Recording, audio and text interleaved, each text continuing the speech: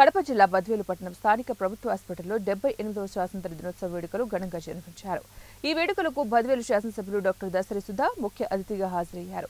జెండా వందనం గావించిన అనంతరం ఆమె మాట్లాడుతూ భారతదేశం సుమారు 200 సంవత్సరాలు ఆంగ్లేయుల పాలనలో తీవ్ర ఇబ్బందులు ఎదుర్కొన్నామని, ఎంతో మంది త్యాగధనులు, స్వాతంత్ర్య సమరయోధులు వారి ప్రాణాలను అర్పించి స్వాతంత్ర్యం సాధించడానికి కారణభూతులయ్యారని వారిని స్మరించుకుంటూ స్వాతంత్ర్య దినోత్సవ వేడుకలు జరుపుకుంటున్నామని, ఇప్పటికీ దేశ భద్రత కోసం సాయుధ బలగాలు అహర్నిశలు కృషి చేస్తున్నారని, వారి సేవలు మరవలేనివని, పౌరుడు దేశం మీద బాధ్యత కలిగి ఉండాలని, మనమంతా కూడా భారతీయులమని గుర్తుపెట్టుకోవాలని ఈ సందర్భంగా వారన్నారు.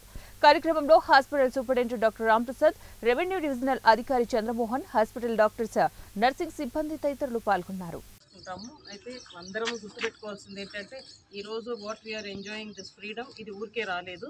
ఎంతోమంది ప్రాణత్యాగం చేసి ఎన్నో కష్టాలు కోర్చి 200 సంవత్సరాల స్లేవరీ నుంచి మనము ఈరోజు ఇండిపెండెన్స్ డే, ఆ రోజు 1947 మనకు వచ్చిన ఇండిపెండెన్స్ డే ఈరోజు 78 సంవత్సరాల తర్వాత కూడా మనం జరుపుకుంటున్నాము.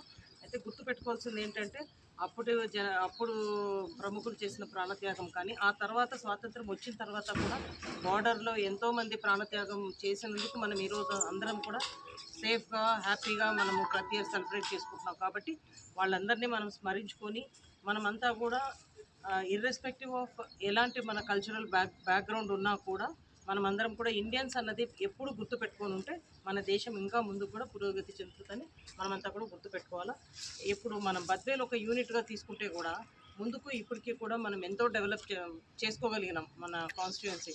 సో మీ అందరినీ కూడా నేనైతే ఐ ఫీల్ వెరీ హ్యాపీ. మన హాస్పిటల్ గత ఈ 5 సంవత్సరాల్లో మన హాస్పిటల్ ఈ అట్మాస్ఫియర్ కానీ, ఇంప్రూవ్ అయిన విధానం కానీ, ఇదంతా కూడా నాకైతే చాలా ఇమ్మెన్స్ హ్యాపీనెస్ ఇచ్చింది.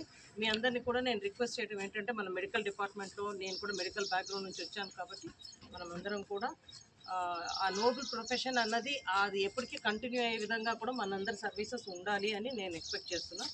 మీ అందరు కూడా యాక్చువల్లీ మీ అందరినీ నేను అభినందిస్తున్నాను. ఎందుకంటే మంచిగా ఓపీ ఇంప్రూవ్ చేశారు. మీరందరూ కూడా ఉన్న టైంని మీరు మంచి ఎఫర్ట్స్ ఇస్తే ఇంకా కూడా మనం ఇంప్రూవ్ చేసుకోవచ్చు. యాక్చువల్గా కూడా 100 బెడ్డెడ్గా దీన్ని అప్గ్రేడ్ చేయడానికి కూడా నిన్న వెళ్ళి విజయవాడలో కూడా ప్రపోజల్ ఇచ్చేసి వచ్చాను. సో మన టెన్యూర్లో వీలైనంత మెడికల్ అండ్ హెల్త్లో డెవలప్మెంట్ చేయాలన్నదే నా ఉద్దేశం కూడా. సో మీ అందరు కూడా బాగా